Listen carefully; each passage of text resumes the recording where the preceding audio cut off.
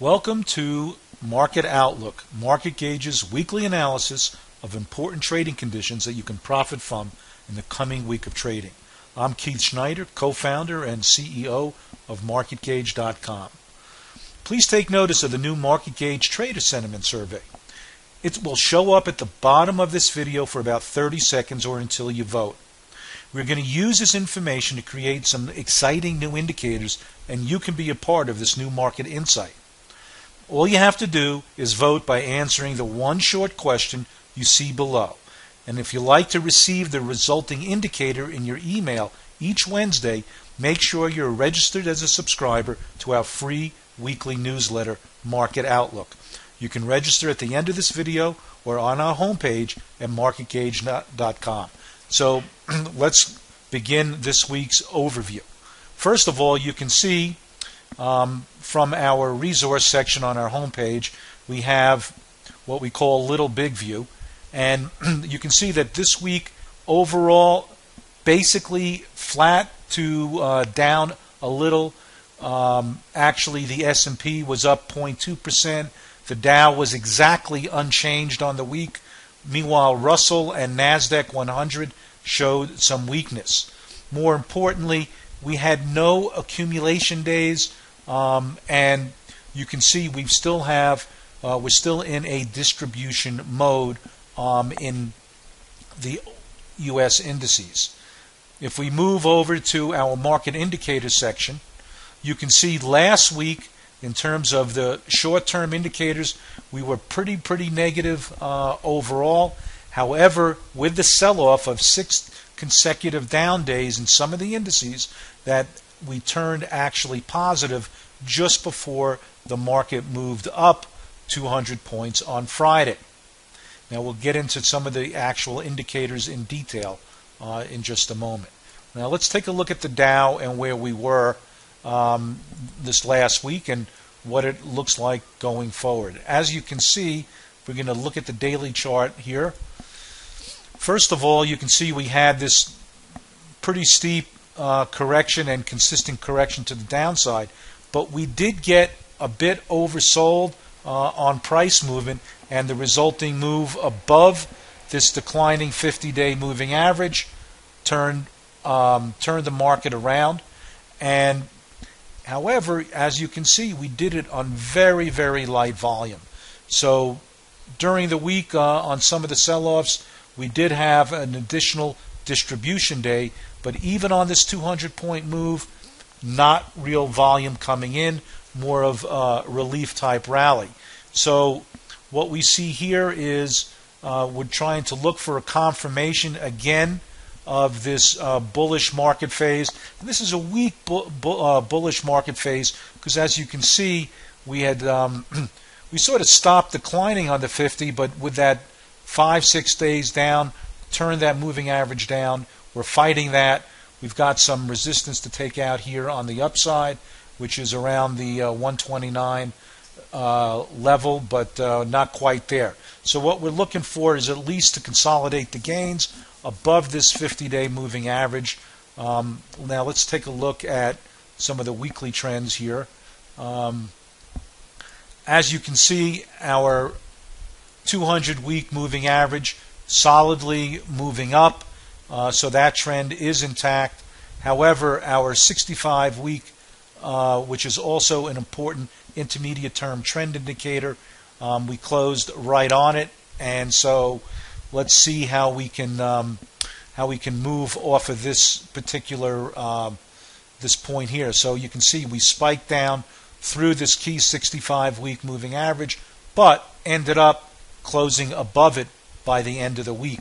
This is an important indication. So overall, price action looked pretty decent. The volume action not as good. Let's take a look at some of the market internals. VIX. Well, one of the big tells, and we had been looking at this all week very closely, is even on the drop-off, you can see that the VIX was trading well under its 50-day moving average in the middle part of its Bollinger Bands, which are starting to compress, and the 50 The 50-day moving average is below the 200-day moving average, which is a good sign. We're trading under it. Sentiment is positive. No fear in the market. So even on that sell-off, that was a really interesting tell. Okay, let's take a look at the some of the market indicators that we briefly looked at with the gauges earlier. Well, you can see we're still working off this overbought condition. We hooked down, so I would say this is sort of a neutral reading looking out 1 to 3 weeks. We got plenty of movement to the upside potentially if this hook up continues up. On the other hand, that sell signal that was generated as we move through this minus 150 level in the McClellan oscillator, still trading under it. We have not sold off enough to even generate close to a buy signal. However, we're sort of in the middle of the range, so that's sort of a neutral. And in terms of the shorter term indicators, advanced declines, you can see we held this very, very important 2000 level in the 10-day advanced decline. So sort of a overall positive reading on the advanced declines. Meanwhile, we're well into the mid-range after getting a sell signal on breadth. The up-down breadth, the up-down volume, not really very strong, and you can see that is confirming the fact that we can't get an accumulation day in these indices at all. So volume is very, very weak. Advanced declines, the breadth overall is okay.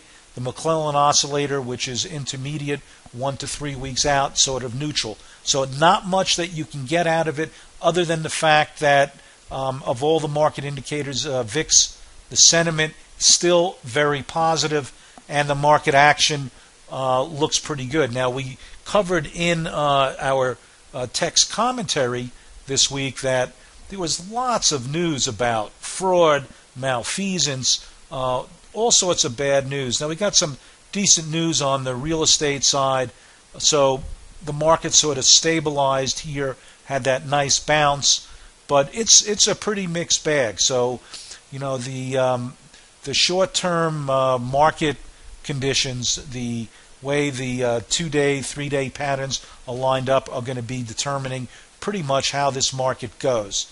Not much to infer. Now, in terms of leading sectors, we've been talking about IBB all year.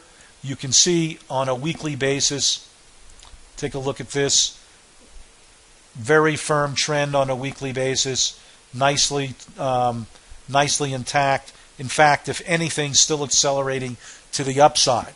Now, on a daily basis in IBB Biotech, you can see that we did get a bit of a sell-off with the rest of the market, but basically closed unchanged. And you can see relative to where the overall market is, we broke out to new highs in the mid part of June, and we're holding them very nicely.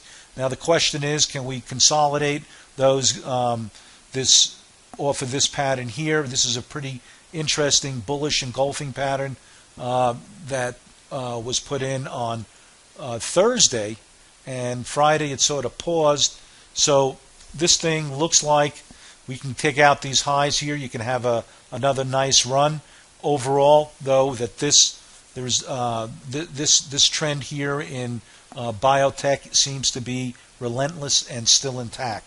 Obviously, if we take out that 50-day moving average and this day down here, that would be a critical support level that we don't want to see breached.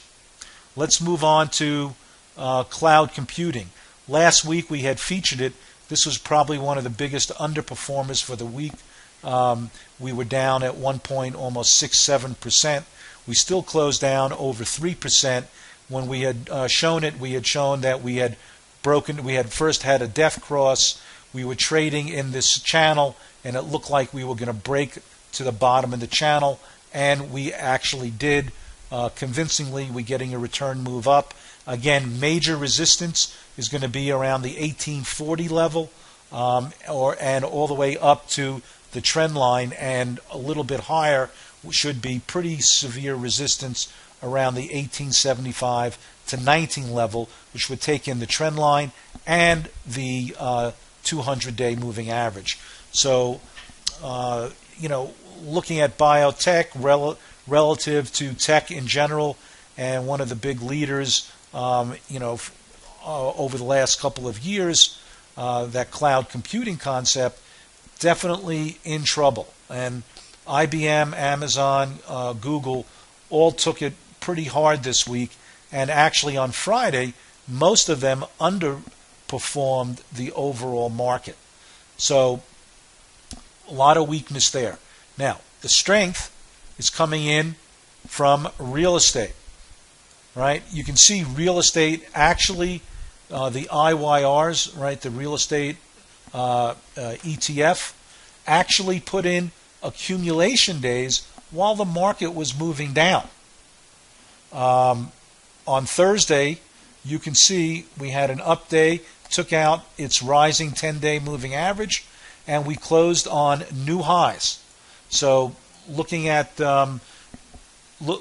strength in the market, you obviously want to take a look at the leading stocks in this group. Toll Brothers, Lennar, these are some of the places of strength. I know a lot of people just don't believe that the overall housing recovery is really robust enough to sustain it. But meanwhile, the market is telling you otherwise. In a low volume market, you've got some serious volume accumulation on bad days in the general market. That's pretty positive price action right there. So if we could get an opportunity to pick up some things a little bit cheaper, maybe some OR reversals, let's keep a look at these leading groups here: biotech, IYR, and in addition, there's also transportation, IYT. We'll take a quick look at that and wrap it up. As you can see, IYT moved out nicely, also had gotten a little bit oversold on the decline. On Friday, it moved up rather nicely, outperforming the market, up over 2%. So that was a pretty nice performance. And you can see that we held the 50-day moving average actually we didn't hold it, but we came back through it and closed very, very well. We take a look at the volume a little bit weak, so would like to see some more volume come in, but that's a pretty nice compression area. If we can, if the market's going to rally, I would imagine that this transportation with this level of compression has enough power to really make a pretty sizable move. Well, that's it for now. Hope you're having a good summer weekend. Look forward to seeing you next week. Don't forget to vote in our survey, and bye for now.